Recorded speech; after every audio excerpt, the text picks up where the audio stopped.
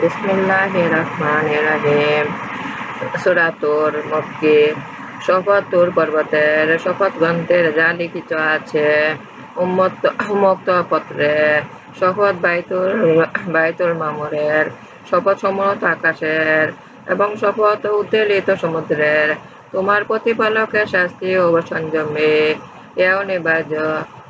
যেদিন আকাশ আন্দোলিত হবে প্রবলভাবে এবং পর্বতমালা উঠতে থাকবে, সেদিন মিথ্যাশ্রয়ীদের জন্য দুর্ভোগ, যারা কিয়াস চলে অসার কার্যকলাপে লিপ্ত থাকে। যেদিন ওরা ধাক্কা মেরে মেরে নিয়ে যাওয়া হবে জাহান্নামের দিকে এবং বলা হবে, এই সেই অগ্নি যাকে তোমরা মিথ্যা বলতে। তবে কি জাদু নাকি তোমরা দেখতে পাচ্ছ না? এতে প্রবেশ করো, পরে তোমরা সবুর করো বা নাই করো, উভয় তোমাদের জন্য সমান। তোমরা যা করতে তারই প্রতিফল দেওয়া হচ্ছে। সাবধানীরা থাকবে জান্নাতে এবং ভোগ বিলাসে। তাদের রব যা দিবেন তারা তা ভোগ করবে এবং তিনি তাদের জাহান্নামের শাস্তি হতে রক্ষা করবেন। বলা হবে, তোমাদের কৃতকর্মের ফল স্বরূপ তৃপ্তির সাথে পান্না করতে থাকো। তারা বসবে শ্রেণীবদ্ধভাবে সজ্জিত আসনে হেলান দিয়ে, তাদের মিলন ঘটাবে আয়াতলোচনাপুরের সঙ্গে এবং যারা ঈমান এনেছে তাদের সন্তানেরা বিশ্বাসে তাদের অনুগামী হলে তাদের মিলিত করব তাদের সঙ্গে তাদের সন্তানদের সাথে এবং তাদের কর্মফল বিন্দুমাত্র হ্রাস করা হবে না। প্রত্যেক ব্যক্তি তার নিজ কৃতকর্মের জন্য দায়ী এবং আমি তাদের দেব ফলমূল এবং গোশত যা তারা চাইবে। সেখানে তারা একে অপরের দেবে পানপাত্র, যা পানে কেউ আসার কথা বলবে না এবং পাপ কর্মে লিপ্ত হবে না। তাদের সেবা নিয়ে যেতে থাকবে কিশোররা, সুরক্ষিত থাকবে মুক্তা সদৃশ্য। তারা একে অপরের দিকে চেয়ে জিজ্ঞেস করবে এবং বলবে, পার্থিব জীবনে আমরা আল্লাহ শাস্তিকে ভয় করতাম।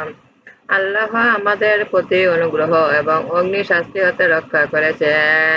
আমরা পূর্বে আল্লাহকে আহ্বান করতাম, তিনি কৃপাময় দয়ালু। তাই তুমি উপদেশ দান করতে থাকো তোমার রবের অনুগ্রহ। তুমি বাক চতুর কাহিনী নও, উম্মাদ নও। ওরা কি বলতে চায়? সে একজন কবি, আমরা তার মৃত্যু প্রতীক্ষা করছি। বলো, তোমরাও প্রতীক্ষা করো, আমিও তোমাদের সাথে প্রতীক্ষা করছি। তবে কি ওদের বুদ্ধি ওদের এ বিষয়ে প্ররোচিত করে না? ওরা এক জালেম সম্প্রদায়। ওরা কি বলে, এ কোরআন তার নিজের রচনা? বরং ওরাও বিশ্বাসী এর সদৃশ্য কোনো রচনা উপস্থিত করুক না, ওরা যদি সত্যবাদী হয়। ওরা কি কোনো স্রষ্টা ব্যতীত সৃষ্টি হয়েছে নাকি? ওরা নিজেরাই নিজেদের স্রষ্টা? না, ওরা কি আকাশমণ্ডলী ও পৃথিবী সৃষ্টি করেছে? বস্তুত ওরাই তো বিশ্বাসী। ওরা কি তোমার রবের ভান্ডারের অধিকারী বা সমুদয়ের নিয়ন্ত্রণা? না, ওরা কোনো সিঁড়ি আছে যাতে আরোহণ করে? ওরা শ্রবণ করে, শুনে থাকলে ওরা স্পষ্ট প্রমাণ আনুক। না, কন্যা সন্তান আল্লাহর জন্য এবং তোমাদের জন্য পুত্র সন্তান। তুমি কি ওদের কাছে পারিশ্রমিক চাচ্ছ না? ওরা একে দুর্বহ বোঝা ভাববে। উদ্দেশ্যের বিষয়ে কি ওদের কোনো জ্ঞান আছে যে ওরা এ বিষয়ে কিছু লিখবে? ওরা কি কোনো ষড়যন্ত্র করতে চায়? এতে কাফেররাই হবে ষড়যন্ত্রের শিকার। আল্লাহ ব্যতীত ওদের কোনো উপাস্য আছে কি? ওরা যাকে অংশী করে আল্লাহ তা হতে পবিত্র। ওরা আকাশের কোনো খণ্ড ভেঙে পড়তে দেখলে বলবে, এ তো এক পঞ্জীভূত মেঘ। ওদের অপেক্ষা করে চলো সেদিন পর্যন্ত যেদিন ওরা ধ্বংসের সম্মুখীন হবে। সেদিন ওদের ষড়যন্ত্র কোনো কাজে আসবে না এবং ওদের সাহায্য করা হবে না। এছাড়া আরো শাস্তি রয়েছে সীমা লঙ্ঘনকারীদের জন্য, কিন্তু ওদের অধিকাংশই জানে না। তুমি রবের নির্দেশের অপেক্ষা ধৈর্য ধরো। তুমি আমার তুমি আমার চোখের সামনে রয়েছ।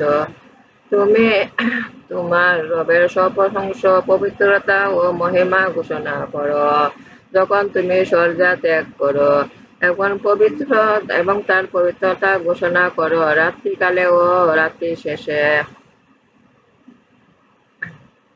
বিসমিল্লাহির রহমানির রহিম। আমার নামাজ, আমার উপাসনা, আমার জীবন, আমার মরণ সব আল্লাহরই। আমি আল্লাহর কাছে আত্মসমর্পণ করেছি। হে আমার রব, আমাকে তোমার আনুগত্য বানাও, রাসূলের আনুগত্য বানাও। আল্লাহর উপদেশ পালন করতে শক্তি দান করুন। আল্লাহকে উত্তম ঋণ দান করতে শক্তি দান করুন। দুনিয়া আখিরাতে কল্যাণ দান করুন। দুজকের অগ্নি হতে আমাকে রক্ষা করুন। হযরত মুহাম্মদ সাল্লাল্লাহু আলাইহি ওয়াসাল্লাম আমার জীবনের গুনাহ ক্ষমা করুন। আমিন। আর ভিডিওগুলো আপনি বেশি করে শেয়ার করুন, বেশি করে সাবস্ক্রাইব করুন। যারা পবিত্র কোরআন পড়েন নাই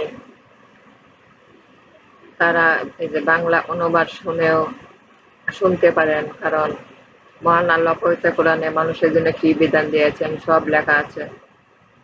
বিসমিল্লাহির রহমানির রহিম। আমার ভিডিওগুলি বেশি করে শেয়ার করুন, বেশি করে সাবস্ক্রাইব করুন।